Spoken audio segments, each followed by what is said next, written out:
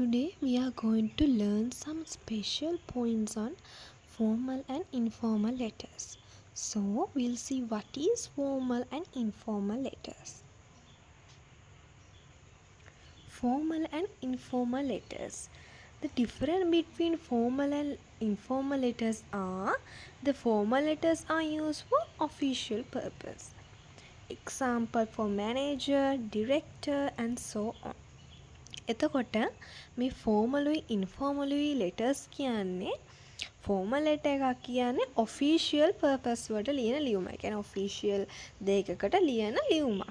ඒතර ඔෆිෂියල් දේවල් වලට අපි සාමාන්‍යයෙන් ලියන්නේ මැනේජර් කෙනෙක්ට, ඩිරෙක්ටර් කෙනෙක්ට, ඒ වගේ ඔෆිෂියල් දේවල් වල ලියන්නේ ඒවට තමයි අපි කියන්නේ ෆෝමල් ලෙටර් කියලා. එතකොට ඉන්ෆෝමල් ලෙටර් එකක් කියලා කියන්නේ අපි අපේ පර්සනල් පර්පසස් වලට ලියන ලෙටර් එකක් කියන්නේ අපි යාළුවෙක්ට ලියනකොට පවුලේ කාට ලියනකොට අපි එහෙම ලොකුවට ඔෆිෂියල් විදිහට ලියන්නේ නැහැ. ඒක අපි පර්සනල් විදිහට ලියන්නේ. එතකොට ඒකට තමයි කියන්නේ ඉන්ෆෝමල් ලෙටර් එකක් කියලා. එතකොට ඔයාලට තේරෙන්නේ නැති ෆෝමල් ու ඉන්ෆෝමල් ලෙටර් කියන එකේ වෙනස. ෆෝමල් ලෙටර් එකක් කියන්නේ ඔෆිෂියල් පර්පස් වලට ලියන ලෙටර් එකක්. එතකොට ඉන්ෆෝමල් ලෙටර්ස් කියන්නේ අපි අපේ පර්සනල් පර්පස් වලට අපේ ඩේලි වර්ක් අවුට් එකේ අපි ලියන දේවල්. හරි එතකොට මේක වෙනස දැන් තේරෙන්නේ නැති. ඊට පස්සේ දැන් මේ ඉන්ෆෝමලි ෆෝමලි ලෙටර් එකක් ලියනකොට මේකේ ෆෝමැට් එකක් තියෙනවා. මේක ලියන්න ඕන පිළිවෙල. දැන් මේ ලියන්න ඕන පිළිවෙල අපි දැන් බලමු. හරි. දැන් පේනවාද ෆෝමල් ලෙටර් එකක ෆෝමැට් එක. ෆෝමල් ලෙටර් එකක් කියන්නේ දැන් මොකද්ද මම කිව්වේ ෆෝමල් ලෙටර් එකක් කියන්නේ ඔෆිෂියල් ලෙටර් එකක්. එතකොට ඔෆිෂියල් ලෙටර් එකක් ලියන්න ඕන මෙන්න මේ විදිහට. ඔයාලට පේනවාද රයිට් ඔයගොල්ලෝගේ left side එකේ තියෙනවා senders address date ඊට පස්සේ receivers address ඊට පස්සේ greeting ඊට පස්සේ subject එක ඊට body එක ඊට පස්සේ ඔයාලා තියෙන්නේ closing of the letter මේ ටික තමයි ඔයාලගේ format එක මේ පිළිවෙල මතක තියාගන්න එතකොට ඔයාලට formal letter එකක් ලියන්න පුළුවන් මේක තමයි ඔයාලගේ format එක මේක ඕන නෝට් ඩවුන් කරලා තියාගන්න මොකද මේක ගොඩාක් ස්පෙෂල් අනිවාර්යයෙන්ම O level examinations ලියනකොට මේ formats අනිවාර්යයෙන්ම ඕන වෙනවා. ඒකින්ද මේවා ලියලා තියාගන්න ගොඩාක් වැදගත් මේ formats ටික. එතකොට දැන් formal letter එකේ format එක අපි සම්පූර්ණයෙන්ම ඉවරයි. දැන් අපි යමු informal letter එකේ format එකට. හරි.